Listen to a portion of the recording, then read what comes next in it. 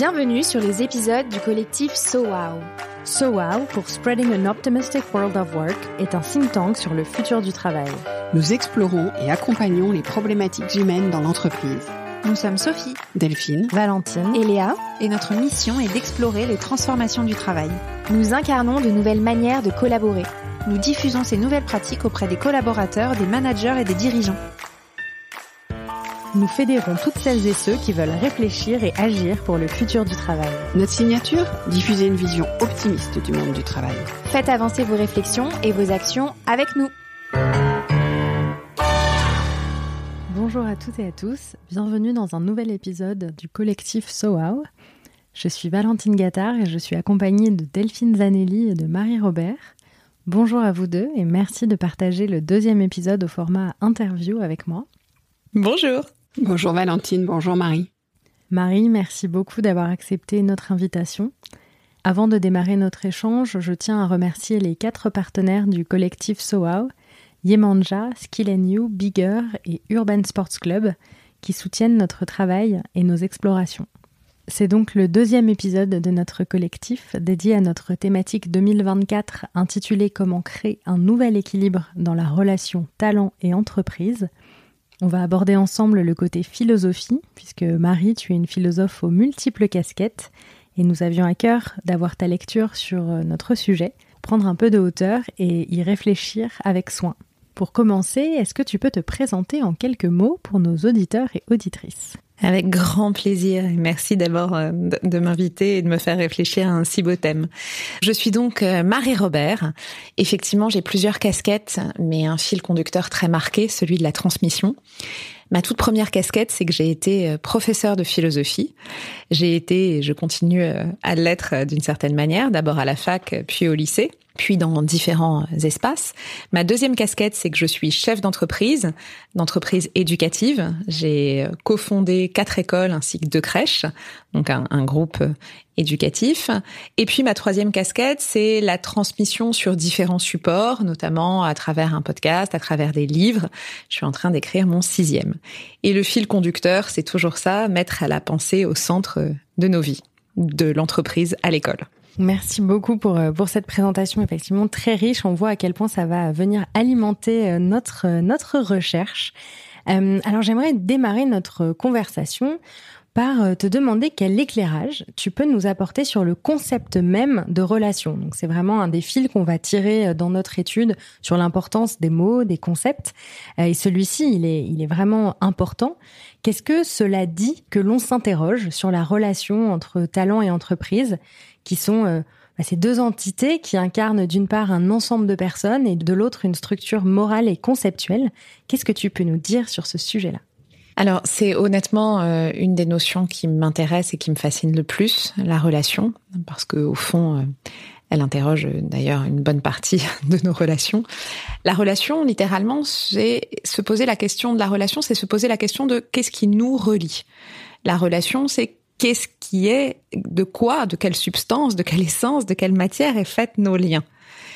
Dès lors, la relation, c'est s'interroger sur 2 choses. À la fois ce que nous avons en commun, donc quel est ce fil avec lequel on tisse nos rapports, mais aussi, dès lors, ce que nous avons en commun et ce qui nous différencie. C'est-à-dire, la relation ne fait pas l'économie, ne met pas juste de côté en disant, ce qui est important, c'est notre ressemblance ou notre partage ou notre en commun. La relation intègre aussi la différence. Parce que nous sommes reliés sur quelque chose, eu égard à tout ce qui nous sépare aussi. Et ce qui nous sépare n'est pas forcément négatif. C'est ce qui nous différencie, nos problématiques, nos besoins, nos priorités. Donc, il y a vraiment ce double rapport. Donc, interroger la relation, c'est interroger ce qu'il y a de plus passionnant, en fait. C'est de quoi est fait cet espace quand 2 individus se font face. C'est incroyable. C'est vrai que souvent on la catégorise, on se dit bonne ou mauvaise relation. Alors qu'est-ce que c'est qu'une bonne et une mauvaise, ou est-ce qu'il n'y a pas de bonne ou de mauvaise relation ? Alors, je répondrai peut-être en 2 temps. D'abord, j'aurais envie de dire, s'il y a relation, elle n'est pas bonne ou mauvaise, c'est déjà incroyable. Je dirais qu'il y a plutôt, est-ce qu'il y a une relation ou est-ce qu'il n'y en a pas ? C'est plutôt ça. Et je crois que bien souvent, ce qu'on qualifie de mauvaise relation, en réalité, c'est une relation inexistante. Une absence. Une absence de relation. Alors attention, ça ne veut pas dire que la relation est toujours quelque chose de fluide, d'épanouissant, etc. Ça ne veut pas dire qu'elle n'intègre pas des moments de confrontation, des forts moments d'altérité, comme je viens de le mentionner, des moments vraiment d'opposition. Mais il y a ce lien, cette volonté du lien, cette pensée de l'espace. Ça, c'est une bonne relation. Quand finalement il y a juste un rapport d'opposition, ou un rapport de toxicité, ou un rapport de mépris, ou un rapport d'autorité, est-ce qu'il y a une relation ? À mon sens, non, il n'y en a pas. Oui, donc quelque part, la relation, c'est quand chacun participe, en fait. Exactement. C'est pour ça que je disais, c'est le en commun, et que la relation demande une posture active. D'où l'idée de participer à la relation. Oui, de chaque partie. On va venir maintenant à la deuxième partie dans notre question. Il y a la relation avec l'entreprise. On trouvait qu'il était intéressant de s'arrêter sur le rôle de l'entreprise dans la cité.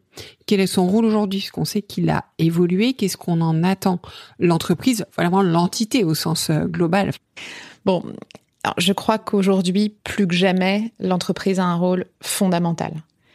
Et d'ailleurs, à titre personnel, c'est pour ça que je prends tant de plaisir d'ailleurs à intervenir en entreprise. Tant de plaisir, mais tant d'enjeux aussi. Aujourd'hui, l'entreprise est un levier transformationnel de la société. La place de l'entreprise dans la cité, se poser cette question-là, c'est se poser finalement la place du travail, de la modalité, du mode de vie, de la responsabilité. Et en fait, aujourd'hui, alors en Grèce antique, l'oisiveté était suffisamment présente pour que le travail soit pas du tout interrogé. Donc la cité, ce qui la composait, ça allait être d'autres individus, d'autres paroles, beaucoup de gens qui ont la possibilité de penser, de faire de la philosophie, de faire de la politique. Aujourd'hui, le levier transformationnel, il est ni dans l'oisiveté, ni dans la politique, qui bien souvent est soit dans la réaction, donc dans l'immédiateté, soit dans du temps tellement long qu'on voit pas le levier transformationnel, alors même que l'entreprise, c'est un espace où il se passe des choses et où les décisions vont directement non seulement impacter la vie des collaborateurs, la vie de ceux qui sont dans l'entreprise, mais aussi de leurs proches, mais aussi des gens dont ils vont autour d'eux, dont ils vont parler. Donc, les décisions prises en entreprise, quels que soient les sujets, mais mettons le sujet, moi je le vois, le sujet de l'intégration de la parentalité, de la temporalité, de la place qu'on donne des sujets de société, en fait, sont adressés directement au cœur de l'entreprise. Donc, l'entreprise, quelle que soit sa taille, a un impact immédiat de transformation du mode de vie des gens. Et aujourd'hui, il n'y a pas beaucoup d'entités qui peuvent avoir cette prétention-là, en fait. Donc, c'est capital. Mais du coup, il y a beaucoup d'attentes envers l'entreprise. Voilà. Et l'entreprise, elle est composée de collaborateurs. Et les collaborateurs, c'est d'abord des citoyens. Donc maintenant, on pourrait s'attarder sur cette deuxième notion. Et pour toi, quel est le citoyen dans la société aujourd'hui? Comment il a évolué aussi? Et comment ça vient impacter cette relation avec l'entreprise? Alors, toute la difficulté aujourd'hui de penser la citoyenneté, c'est en fait penser la citoyenneté, c'est penser l'engagement. Alors, je m'explique. On disait tout à l'heure que interroger la relation, c'est interroger de quelle manière on est actif, de quelle manière on participe. Être citoyen, c'est participer à une communauté, participer à un vivre ensemble. Alors, être citoyen, ça peut être aller demander des nouvelles à son voisin. Et c'est déjà un type d'engagement. Ça peut être rejoindre une association, ça peut être faire un service civique, ça peut être aller voter. Il y a plein de modalités différentes. Toujours est-il qu'être citoyen, ça demande d'être, encore une fois, acteur de « je m'engage dans cet espace qui est le vivre ensemble, qui est l'État, qui est la cité au sens très large du terme ». Toute la problématique aujourd'hui, c'est que pour tout un tas de raisons, qu'il ne s'agit pas de stigmatiser, de caricaturer, on est quand même de plus en plus dans un repli et dans une volonté justement de quitter la relation à l'autre au sens très large et encore plus à l'autre au sens de les autres et donc de ce grand espace qu'est la société en général. Donc la difficulté, c'est de réussir à peut-être réouvrir des espaces de citoyenneté. C'est-à-dire qu'on peut être fâché avec l'ensemble de la société, ou on peut avoir envie de se désinvestir, ou on peut avoir envie d'être absent de la relation. Mais par contre, comment on recrée des espaces où on a envie justement d'être acteur et de s'engager? Et je crois que de ce point de vue-là, pour revenir à la question sur l'entreprise, l'entreprise peut être un espace où on va avoir envie de s'engager vis-à-vis de l'autre, vis-à-vis de ses collaborateurs, proposer des initiatives, je sais pas, enfin, qu'il se passe quelque chose. Donc, je crois que nous avons à penser tous ensemble à un redevenir citoyen, à redonner de la noblesse, en fait, à cette notion-là. Parce que redevenir citoyen, c'est s'octroyer la possibilité d'avoir une place dans la société, et une place qui est aussi une place transformationnelle. Mais ce que tu nous dis amène directement ma question suivante, qui est, en fait, pour regarder le sujet sous un angle politique plus global, comment est-ce qu'on peut refaire société? Comment est-ce qu'on peut refaire aussi entreprise? Complètement. Et je crois que on a traversé multiples crises qui nous ont conduit, je schématise, mais qui nous ont conduit à un individualisme très marqué. Bon, repli sur soi, parce que comme on n'a plus de récit collectif, Et donc, on s'est particulièrement, et tant mieux, tourné vers le développement personnel, en interrogeant tout un tas de notions, et tant mieux si on est plus ancré, plus aligné, plus épanoui. Le souci, c'est que, qu'on se soit parfaitement développé personnellement ou non, on vit dans un espace multiple. On vit avec des gens. Et du coup, toujours repousser le vivre ensemble, l'altérité, les autres, c'est finalement se condamner à une forme d'aigreur, une forme de frustration, une forme de la société me convient pas, ou ma boîte me convient pas, ou mon groupe d'amis me convient pas, peu importe quelle que soit l'échelle. Donc, j'invite à vraiment s'interroger sur comment je fais le lien aux autres. Parce que l'espace relationnel dont je parlais, cet espace en fait de vide entre les autres et moi, il est existant, et plus je l'habite, plus il va être satisfaisant. Donc, il y a une volonté de dire, ok, on en fait un sujet, et on en fait un sujet du vivre ensemble. Donc, je crois énormément à la micro-action, et ça peut commencer à comment je réinterroge ma relation avec mes collaborateurs, donc comment je réinterroge ma relation dans mon entreprise, et pas juste l'entreprise comme une espèce d'entité figée qui soit vraiment cette espèce de grosse masse, ma boîte, mon entreprise. Ok, à quoi j'appartiens, comment je l'habite, de quelle manière je le vis, quels sont mes leviers d'action ou non. Et en fait, bien souvent, quand on commence à tirer ce fil, on se rend compte que des leviers d'action, il y en a, que des possibilités, il y en a, que interroger la relation, il y en a. Mais c'est hyper intéressant, particulièrement ce que tu dis, parce que justement, on se disait, on voit l'entité entreprise, et on se posait la question de comment on peut remettre du lien dans ce qui n'est pas personnifié, dans ce qui n'est pas identifié. Et c'est vrai qu'on a vraiment le système de l'entreprise, et souvent ce qui fait chavirer la relation, finalement, c'est souvent une problématique humaine. Donc à l'intérieur de l'entreprise, c'est vraiment c'est composé uniquement d'humains. Donc comment on peut penser justement cette relation à l'aune de cet enjeu-là, d'avoir ce système unifié, cette personne morale de l'entreprise, alors que finalement ce sont des rapports, des relations d'humain à humain à l'intérieur. Donc tu donnais déjà quelques pistes d'exploration. Qu'est-ce qu'on peut en dire davantage ? Je pense qu'il faut revenir à décomposer l'entreprise. C'est amusant parce que je fais le parallèle souvent avec l'école. Moi, je passe une partie de ma journée à entendre parler de l'école. L'autre jour, la semaine dernière, quelqu'un m'a dit, moi, j'ai eu un très mauvais rapport à l'école. Et je l'invitais à réfléchir mais très mauvais rapport avec qui ? Avec les camarades de classe, avec les professeurs, avec l'administration. En fait, on n'a pas un mauvais rapport. Ça n'existe pas. On peut avoir une frustration ou une aigreur qui fait qu'on rejette l'ensemble, mais la première chose à faire, c'est déjà décomposer. Est-ce que c'est mon binôme ? Est-ce que c'est mon équipe ? Est-ce que c'est mon N+1 et mon N+2 ? Avec qui, en fait, il y a peut-être cette absence de relation qui me donne l'impression d'appartenir à un système qui m'échappe.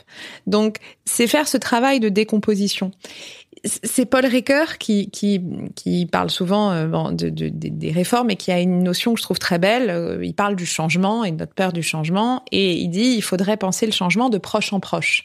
C'est-à-dire, au lieu de penser qu'il y a une entité qui décide d'un changement et on a l'impression qu'on est dépossédé, expérimenter le changement à d'abord un tout petit groupe.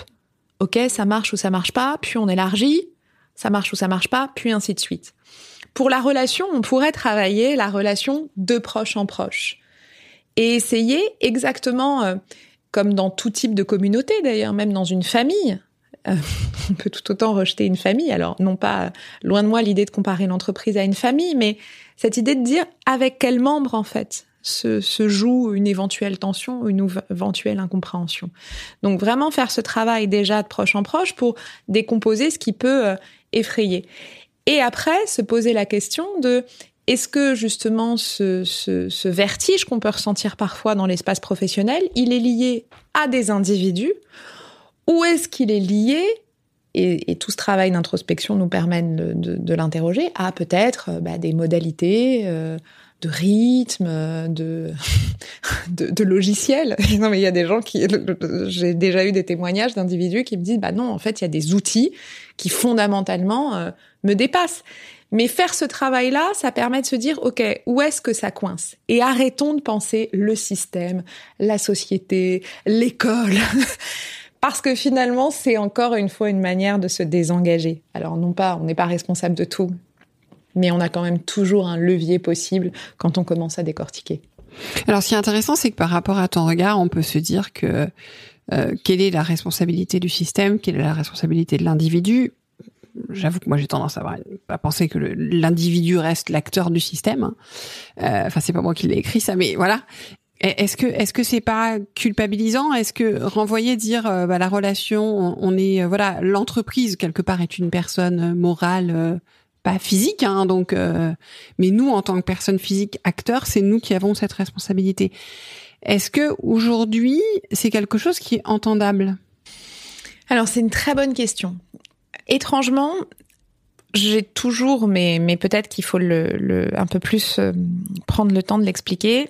Moi, je trouve que l'idée de la responsabilité nous libère énormément, plutôt que nous culpabilise. Parce que se sentir responsable, c'est aussi avoir la possibilité de dire « je ne souhaite pas rentrer dans cette relation-là ». C'est-à-dire que la responsabilité permet justement, après cette espèce de regard, puisque je suis acteur, puisque j'ai la possibilité d'interroger les choses et que je ne suis pas uniquement en train de subir, j'ai aussi la possibilité de dire non, de refuser de m'inscrire dans une absence de relation avec des individus avec qui je n'ai pas envie d'être en relation. Donc, la responsabilité n'est pas « je vais devenir un super-héros, attention, et je vais tout bien exécuter, et je vais devenir l'employé de l'année ». La responsabilité est de dire à quoi j'appartiens, avec quoi je suis en accord et avec quoi je suis fondamentalement en désaccord. En poussant évidemment la réflexion à l'extrême, de dire si fondamentalement je suis en désaccord parce que je sais pas, par exemple j'ai un arrachement éthique vis-à-vis de l'entreprise avec laquelle je travaille, quelles conséquences j'en tire ? Peut-être qu'il est temps d'en partir. Peut-être qu'il est temps d'arrêter la relation. Et je trouve que dire qu'on est responsable de nos actes et ne pas, c'est Sartre, c'est l'existentialisme est un humanisme, et dire que on n'a pas de fausses excuses. On l'a souvent perçu comme quelque chose de culpabilisant, mais c'est aussi très libérateur parce que c'est se poser la question quel homme je veux être, quelle femme je veux être en fait. Clairement. Comment j'habite mon existence. Et après tout, à quoi je décide de fermer la porte aussi. C'est intéressant parce que quand on pose cette question, parfois certaines personnes disent oui, mais quand on pose cette question, on rentre dans un rôle. Qu'est-ce que tu en penses ? Fondamentalement, je crois pas qu'il y ait un rôle. Au contraire, je pense que c'est profondément existentiel, en fait. Je crois que profondément qui je veux être. Alors, qui je veux être n'est pas quelque chose de figé. Peut-être que la réponse qu'on donne, et heureusement d'ailleurs, n'est jamais figée. Mais il y a quand même, à cet instant T, qui je veux être en fonction de tout ce qu'il y a autour de moi, d'ailleurs. Parce que à différents moments de notre vie, ce qui je veux être, évidemment, qui va engager aussi d'autres individus que nous. Mais je trouve que cette question, elle est extrêmement pertinente et elle rend la relation, pour le coup, plus saine aussi vis-à-vis de l'entreprise. Oui, plus honnête aussi. Oui. On parle beaucoup d'authenticité aujourd'hui. On est en quête d'authenticité, mais c'est vrai que c'est important qu'on puisse. Enfin, on parle d'être soi dans l'entreprise, de choses comme ça. Donc effectivement, ça passe par le fait de se questionner. Ça passe par le fait de se questionner dans le respect de l'autre aussi, comme tu l'as évoqué, parce qu'on reste dans une relation. Donc c'est Et alors, il y a un point important par rapport à qui je veux être justement, qui est beaucoup ressorti dans les premières explorations qu'on a faites, notamment dans la bouche de Danielle Linhart, qui est une sociologue que tu connais peut-être, qui disait il est important qu'on reconnaisse la valeur professionnelle des collaborateurs. Aujourd'hui, on a un peu tout mélangé et on oublie leur valeur professionnelle. Et reconnaître leur valeur professionnelle, c'est les interroger sur leur travail, sur le sens de leur travail, sur comment ils font leur travail, voilà, les considérer comme des professionnels. Est-ce que c'est quelque chose que tu observes dans les investigations que tu fais aussi dans les entreprises? Est-ce que aujourd'hui, cette relation est un peu difficile parce que quelque part, voilà, c'est vrai qu'une relation, elle fonctionne à deux, elle fonctionne quand on se sent considéré. Est-ce que le curseur n'est plus au bon endroit?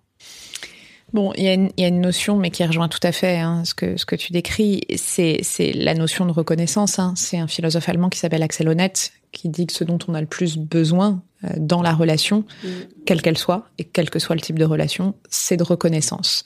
La reconnaissance, trivialement, il y a différents stades de reconnaissance. Il y a la reconnaissance affective qu'on peut avoir à l'égard de ses proches, etc. Il y a la reconnaissance juridique et il y a la reconnaissance symbolique pour justement nos compétences, ce qu'on est, ce qu'on produit, ce qu'on fait.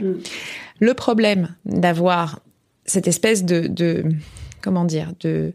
volonté de penser l'individu, c'est que parfois on s'éloigne de la tâche et de la clarté par rapport à qu'est-ce qu'il est en train de faire, pourquoi il le fait, quel est fondamentalement ce mail traité, où est-ce qu'il va, à quoi il participe, de quelle façon il est fait, comment on a, et je mesure ce que je suis en train de dire, mais peut-être que dans le redevenir citoyen dont on parle, il y a aussi remettre de la noblesse dans nos actes de travail. C'est magnifique aussi de travailler. C'est magnifique en fait de participer, de faire quelque chose, de donner vie en fait à quelque chose auquel on croit. On est tellement habité, et pour des raisons qui se justifient par la notion de labeur, par la notion de difficulté, on a tellement, et je crois que les générations à venir sont encore plus marquées, été dépossédées par l'idée d'une entreprise qui broie, d'une entreprise qui empêche, d'une entreprise qui contraint, qu'on a oublié que la tâche, le travail en lui-même pouvait être quelque chose précisément de passionnant, de reconnu en fait. Quand on a travaillé pour réaliser quelque chose, pour produire, un projet, quand on a même préparé une réunion et que la réunion se passe bien, il y a une satisfaction intime qui est extraordinaire. Et ensuite, il y a la reconnaissance. Et la reconnaissance, et là je le vois parce que c'est aussi un rapport éducatif, puisque l'école, de toute façon, intègre toutes ces notions-là, c'est pas juste la bonne note, c'est le fait de se dire, ok, là, j'ai été compétente, et bien du coup, le projet avance, et on va plus loin ensemble, et on donne naissance à plein de choses. Et c'est générateur de joie, en fait. Ça crée de la joie. Et je crois que, sans doute qu'on est dans une période très très mouvante, donc il y a tellement de choses à redéfinir que, évidemment, tant mieux d'ailleurs qu'on bouscule. Mais se dire que notre travail peut être aussi une source de joie collective, c'est quelque chose qui m'intéresse particulièrement. C'est passionnant. Puis ce sont aussi effectivement des notions qui nous sont très chères sur l'ouvrage, l'artisanat, effectivement l'épanouissement à travers aussi le travail. J'aimerais juste revenir sur quelque chose que tu as mentionné tout à l'heure quand tu parlais de l'émergence du développement personnel, de l'exploration de soi, parce que il y avait moins de récits collectifs auxquels adhérer. Dans la société dans laquelle on est, dans le monde dans lequel on est, comment finalement on peut combiner cette exploration de soi qui est nécessaire avec aussi tout ce qu'on disait sur les notions de l'engagement, les notions du lien, de notre responsabilité dans la relation. Donc comment on combine cette exploration de soi et l'écriture de nouveaux récits collectifs ?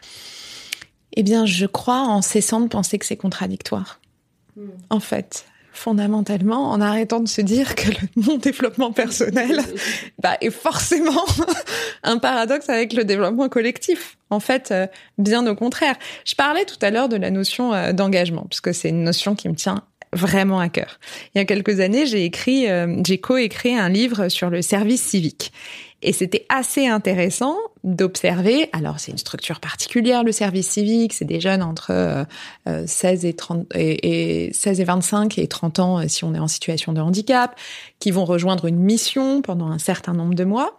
Mais ce qui était intéressant, c'était d'observer que pour la plupart des témoignages, ils arrivaient justement avec l'idée que même si c'est quelque chose qu'ils souhaitaient, ça allait être une contrainte et on allait demander un effort qui était en contradiction avec leur envie profonde. Et puis en fait, au fur et à mesure, ils se rendaient compte de ce que l'engagement en fait produisait, de ce que ça avait de réconfortant, de la fierté que ça pouvait enclencher, de en fait le fait de se dire moi je me développe en ayant confiance en moi, quand je réalise des tâches, quand je vois l'impact ça me donne de la confiance et ainsi de suite. Donc tout ce qu'on travaille en développement personnel, l'alignement, l'ancrage, la confiance, où est-ce qu'on les expérimente ? On les expérimente justement en se frottant en fait à d'autres systèmes, en se frottant en vivre ensemble, en les faisant vivre. La difficulté, pourquoi on a ça en tête ? Pourquoi on a cette contradiction ? Ça sort pas de nulle part. C'est juste, je crois pas du tout à la lecture de on est des enfants pourris gâtés et égoïstes et du coup c'est pour ça qu'on est individualiste et que absolument pas. C'est juste qu'on nous a souvent mis en tête un rapport hiérarchique et pas un rapport relationnel. On pense juste que dans la vie, et alors là, l'école, je pourrais vous en parler pendant des heures, qu'en fait, quand même, un enfant, la finalité, c'est qu'on veut qu'il obéisse bien. Donc ensuite, on reproduit ce système aussi en entreprise, on veut qu'il obéisse, et puis s'il obéit pas, c'est pas bien, c'est mal. Mais en fait, on construit aucune relation. Et donc, évidemment, si on veut juste que la personne obéisse et que nous, on part complètement d'un autre côté, on va avoir envie de devenir individualiste et de quitter cet espace-là. Si on dit, non, je veux pas que tu obéisses, je veux qu'on co-construise, en fait. Et ça veut pas dire qu'il y a pas de cadre, ça veut pas dire que tout est permis, ça veut pas dire qu'il y a pas d'enjeu, ça veut pas dire qu'il y a pas de responsabilité. Mais je veux qu'on co-construise quelque chose, là, ça va pas contre le développement personnel. Au contraire, le développement collectif est un incroyable accélérateur de développement personnel. Et là, c'est pas une lubie de ma part. Le sport collectif en est un excellent exemple. Les équipes qui fonctionnent et qui arrivent à faire équipe, ce qui n'est pas toujours le cas, parce que c'est pas du tout évident, en fait, individuellement, les gens sont beaucoup plus heureux et beaucoup plus épanouis parce qu'ils ont justement un espace collectif qui leur a permis d'optimiser cet épanouissement individuel. Mais c'est hyper intéressant ces parallèles avec l'école et le sport qui vont aussi avec un autre sujet, un autre angle qu'on voulait aborder avec toi, qui est celui de la confiance. Parce qu'il y a beaucoup de confiance et de défiance face au monde du travail. Et alors toi, tu as récemment d'ailleurs publié un épisode de podcast sur le sujet de la confiance. Toi, quelles sont tes interprétations et observations sur l'état de la confiance dans notre société et par conséquent l'impact que ça a sur cette fameuse relation talent-entreprise? En fait, on a un mal fou à faire confiance. Là, je parle pas de la confiance en soi, je parle vraiment de la confiance en l'autre. On a un mal fou à faire confiance. Parce que on s'est mis en tête qu'il fallait des process de vérification. Donc, on a mis tout un tas de processus de vérification parce que, en fait, la confiance, c'est vertigineux de faire confiance. C'est terrible, en fait, quand on y pense. Puisque le principe même de faire confiance, c'est faire confiance sans preuve. Sinon, ce n'est pas de la confiance. C'est extrêmement différent. Donc, se faire confiance à quelqu'un, donc accepter la possibilité d'être trahi, la possibilité d'être déçu, la possibilité que ça fonctionne pas, c'est toujours un saut en avant, mais se faire confiance, il fonctionne d'autant plus, parce que c'est difficile de donner sa confiance, il fonctionne d'autant plus, justement, qu'il y a eu un lien, qu'il y a eu de la relation, et qu'il y a une espèce de connaissance de l'individu. Faire confiance à quelqu'un que tu as vu 3 fois sur Zoom, et qui est juste un nom dans ta barre de mail, c'est extrêmement difficile. Faire confiance à quelqu'un avec qui tu as passé un peu de temps, avec qui tu as déjà eu l'occasion de travailler, avec qui tu as déjà eu l'occasion d'expérimenter quelque chose, ça va beaucoup plus facilement se mettre en place. Donc, le faire confiance est très éprouvé aujourd'hui parce qu'on a remplacé le faire confiance par des processus, en fait, de vérification qui génère de la défiance. Puisque si je vérifie, c'est que au fond, fondamentalement, je te fais pas confiance. Ce que tu dis fait écho. Je suis toujours étonnée. J'anime pas mal de séminaires avec des comités de direction. Et je commence toujours par une grande exploration mutuelle de qui ils sont. Pas existentielle du tout, mais voilà. Et en fait, globalement, ils découvrent qu'ils se connaissaient pas. Et donc, comment... Parce que là, tu vois, j'en prépare un sur la problématique. C'est la confiance, c'est la collaboration, c'est tout ça. Et en fait, je me dis, à partir du moment où les gens ne collaborent pas complètement ou sont pas complètement en confiance, c'est pas qu'ils sont mauvais, c'est pas qu'ils veulent pas, en fait. Ça veut dire qu'ils ont pas créé cette relation. Et donc, potentiellement, ils pensent l'avoir puisqu'ils ont une relation professionnelle. Donc, c'est ça qui est intéressant. C'est de se dire, à un moment donné, qu'est-ce qui est nécessaire dans la relation pour tisser, voilà, sans aller non plus, parce que c'est aussi un biais que je peux apercevoir, sans aller non plus partager toute la sphère personnelle qu'on n'a pas envie de partager. Donc en fait, voilà, c'est trouver un peu le juste milieu, mais effectivement, je pense qu'on pense souvent avoir créé une relation, alors qu'en fait, on n'a pas vraiment créé. Non, mais tu sais, il y a un point qui m'a profondément marqué, mais qui rejoint exactement ce que tu dis. Il y a quelques années, j'ai animé, c'était juste après le confinement, j'ai animé une conférence en ligne sur les émotions. Bon, je fais une conférence, 45 minutes, ok, les émotions en philo, la place des émotions, etc., etc. Au bout de 45 minutes, les écrans étaient éteints, les caméras étaient éteintes. Quelqu'un allume son écran et dit, en fait, moi, ça me fait dire tout ça, je voulais vous dire, voilà, ma mère est morte il y a 15 jours. Extrêmement surprenant comme moment. Les autres allument aussi leur caméra en disant mais pourquoi tu nous l'as pas dit ? J'ai pas trouvé d'espace pour vous le dire. Et en fait, en plus, il s'avère que visiblement cette femme vivait en plus avec sa mère, un deuil compliqué.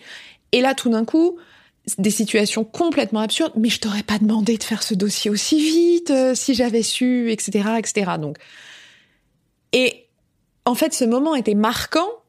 Parce que là où je te rejoins, il s'agit pas d'être intrusif.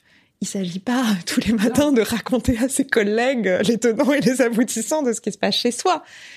Il s'agit juste d'avoir la possibilité de rendre cet espace de deuil, de naissance, de qu'est-ce qui nous traverse et qui impacte ce qu'on a envie de mettre dans la relation aussi. Parce que évidemment, quand elle dit je t'aurais pas mis la pression sur ce dossier, évidemment, savoir que quelqu'un est en train de traverser quelque chose qui va de toute façon biaiser la manière dont elle va adresser son travail, c'est fondamental.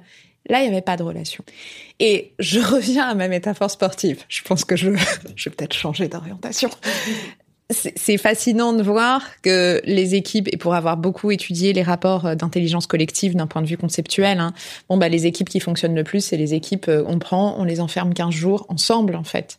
Alors, il s'agit pas dans le monde professionnel de prendre les gens et de les soustraire à leur vie pour les enfermer ensemble pour passer du temps.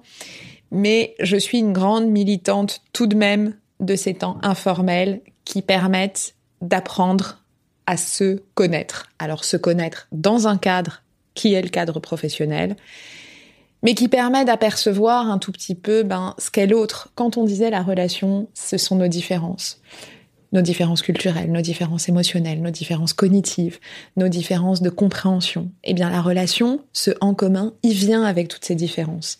Et pour intégrer ces différences, encore faut-il les avoir en tête. C'est très marquant dans les réflexions autour du handicap invisible. Par exemple. Le handicap invisible, on n'a pas toujours envie d'en parler. Quand on connaît pas la personne et quand on n'est pas du tout en relation, en fait, on va pas du tout savoir qu'il y a cette dimension-là. C'est un exemple encore différent du deuil, mais c'est un exemple tout aussi marquant sur quel est le minimum, en fait. On ne peut pas entrer en relation s'il n'y a pas un minimum de connaissance de l'autre. Et peut-être qu'il faut revenir à ça, en fait. À cette connaissance d'autrui, en fait, d'acceptation de « Ok, qui es-tu » Parce que pour fonder notre « Qui suis-je », encore faut-il être capable d'interroger ce « Qui es-tu » Et c'est une fois qu'on a fait ce travail qu'on arrive à un « Qui sommes-nous » qui est quand même la question la plus philosophique de l'humanité. Je voudrais aussi revenir sur ce que tu disais au tout début, qui est dans la relation, c'est ce qu'il s'agit aussi, c'est de mettre en commun, donc non seulement mettre en commun les différences, et aussi de voir tout ce qui nous relie à travers ces différences-là et qui nous fait partager l'expérience commune qu'on a tous. Et donc ça, c'est hyper intéressant. Et j'aimerais aussi qu'on ait en tête ce que tu as partagé comme exemple de cette personne qui a dit « je n'ai pas eu l'espace pour le partager ». Donc de garder cette notion vraiment en tête d'espace pour créer ces relations, pour créer la confiance. Est-ce que Marie, tu souhaites ajouter quelque chose pour terminer ? Non, la seule chose que je voudrais ajouter, mais c'est pas un ajout, c'est plus une manière de l'acter, c'est que ce en commun demande de l'effort. C'est évident. La relation demande de l'effort avec nos enfants, avec nos amours, avec nos collègues, avec nos amis. Mais il n'y a rien de plus réconfortant, en fait, que ce en commun. Quel que soit l'espace intime ou professionnel, je crois que le sentiment d'appartenir à quelque chose, d'avoir une possibilité de cesser de voir ce monde comme menaçant, mais comme un terrain possible de vivre ensemble, c'est un enjeu fondamental. Oui. Merci beaucoup pour cette très belle conclusion. Merci Marie. Merci Marie. À bientôt. Un grand merci pour votre écoute. Nous espérons que cet épisode avec Marie-Robert vous aura apporté des clés de lecture intéressantes sur les transformations du monde du travail et ce qui se joue aujourd'hui dans l'équilibre de la relation entre talent et entreprise. Pour continuer à suivre nos travaux, nous vous invitons à suivre nos 4 podcasts, Chef, l'entreprise de demain, Le Tilt et Work Narratives, dont vous trouverez les liens en description de l'épisode, ainsi que notre page LinkedIn sur laquelle nous publions régulièrement les nouvelles de nos projets et travaux. À très bientôt pour un nouvel épisode du collectif So Wow.